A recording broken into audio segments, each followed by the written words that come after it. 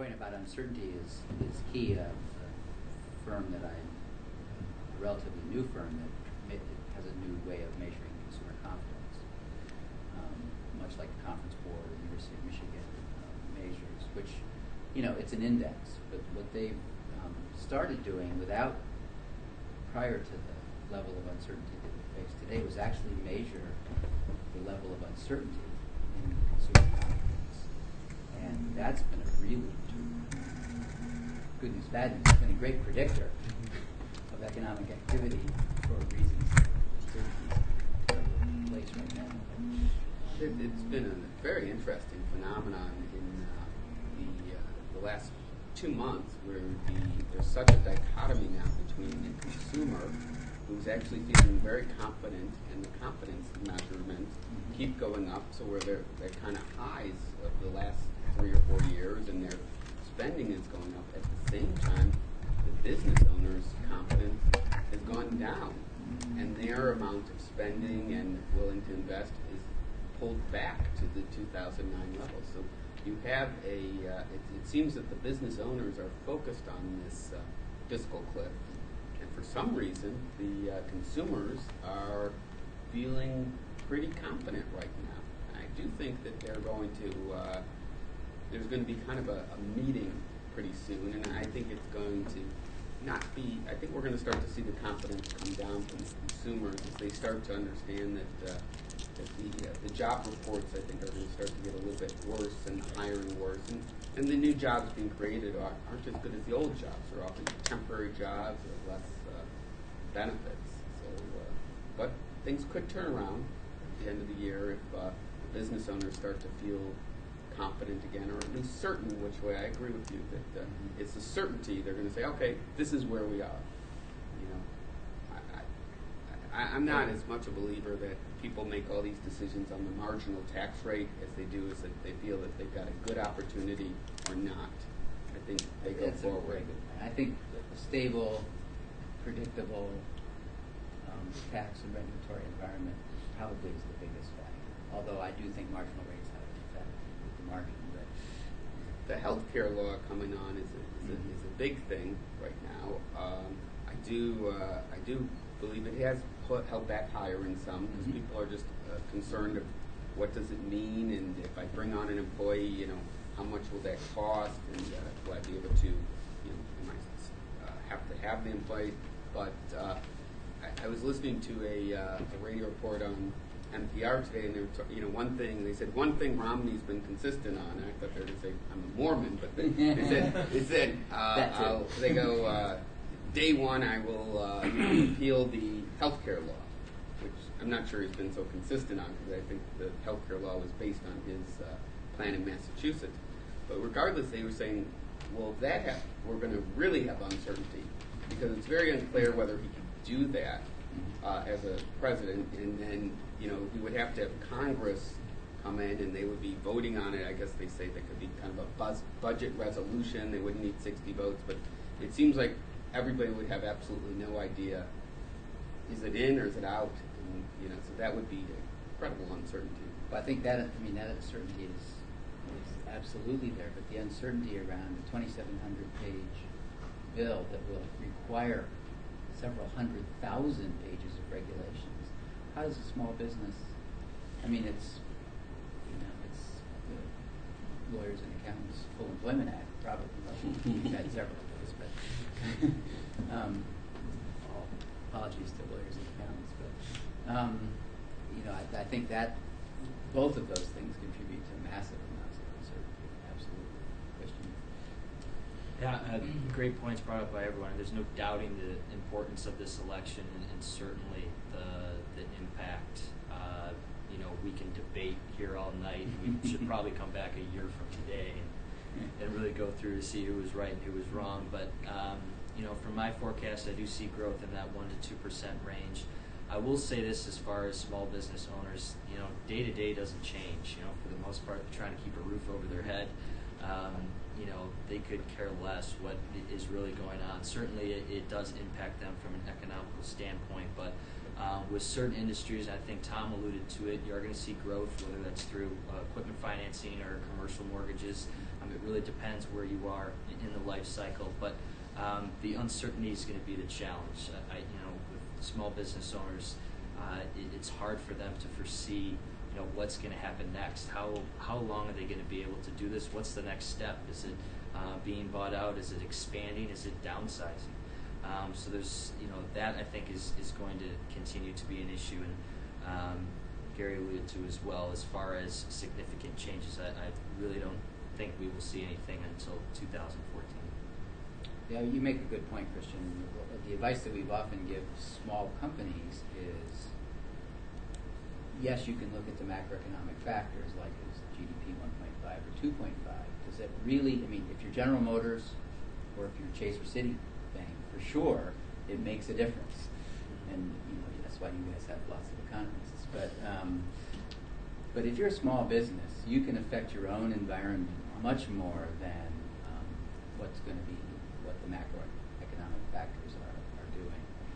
There's certainly issues like the uncertainty around healthcare and other things that do affect small businesses. But I think like 50 employees seems to be the cutoff. Right. So if you're a small business, you really can have much more influence over your own performance by affecting your environment than the macroeconomy is ever going to have. Certainly there are, within a range, there's extremes outside of which it will have an effect. But for the most part, I think your point is really good, Christian, and that is, it does have, you guys have to worry about it. And then we will come back in a year and put the rule for economists is forecast often, but don't keep records. So, and assume that you have a can opener. Yes. But, do we have any questions from the people here or on? Yes, a question came through. So far, everyone's talked about the national economy. No one has discussed the fact that Illinois is incredibly deep in debt and most likely looking at huge tax increases. How is that going to affect the capital availability for small businesses, and also how does that affect the economic forecast for Illinois? I can answer Excellent that. question. Gary. The harsh reality is, if a small business is relying on state of Illinois revenues, they won't get a loan. Black and white. It's that bad. It's just that bad. There's no sugarcoating it. You have to diversify out of the state, or you have to find other ways of raising money. But right now, there is zero certainty that those loans or that the receivables are going to be paid with any sense of timing, and it's an ugly situation. And we see too often businesses who are actually involved in good, solid public service kinds of activities. They're not being supported by traditional commercial lending. We get those a lot though, where and we have factors that we know that will lend on the Illinois receivables. It is though perverse that that the state would be such a bit. But they do pay. They pay like in haphazard lumps. Yeah, exactly. But they do pay, and I think that those receivables will all, eventually get paid. And I don't see Illinois defaulting on it. There's been an unlimited capacity to still go out and raise money. I do think there are going to be issues, and the state is going to have to cut back, particularly on the obligations they made on the pensions for a lot of the government workers. But it's a case by case. It does seem like the city of Chicago, I see a lot of businesses coming into Chicago right now, and I think they're doing a good job of making it a technology center and a vibrant community that young people, I think they're draining from the rest of the Midwest communities in coming. So I think there's a lot of good things going on, but definitely the state needs to get its house But Tom, in order. let's not confuse or mix the city of Chicago with the state of Illinois. Vastly different entities. But it is also good to know that if there is a business who does do primarily the work for the state of Illinois, that a company such as yours can be a lifeline to them, because that's important. We still need that. Unfortunately, your money may cost a little more than my money. Oh, yeah. And that's the sad part, Yeah. that we are all having to pay for. We have to shoulder that extra cost. You are but correct. the business owner at least has a lifeline. It would cost maybe more than twice as much, and they would have to factor the receivables Right. instead of get a loan on it. So you're absolutely right. But there are ways to get the capital. But it's true. It is costly. Allow me to turn this into a Tim Burton movie for a moment. Maybe dark. Oh, all right. I like Tim Burton movies. And stark. We just need some appropriate background music. Mike, maybe you can do that. I think that we're kidding ourselves to think that anything is going to happen in this state that is remotely positive for a really long time. Illinois has been almost proud of the fact that for so many years, for generations, it has been the butt of jokes nationally about corruption and crime, and it's axiomatic. Well, it's not funny anymore, and it's gotten to a point now where we can't say, well, we'll take care of it in the next session, and things are going to get better, and things will get better nationally, so things will get better here. We have a set of problems in the state that are so severe, and a government that is so corrupt, that regardless of what happens nationally, we're still going to suffer economically.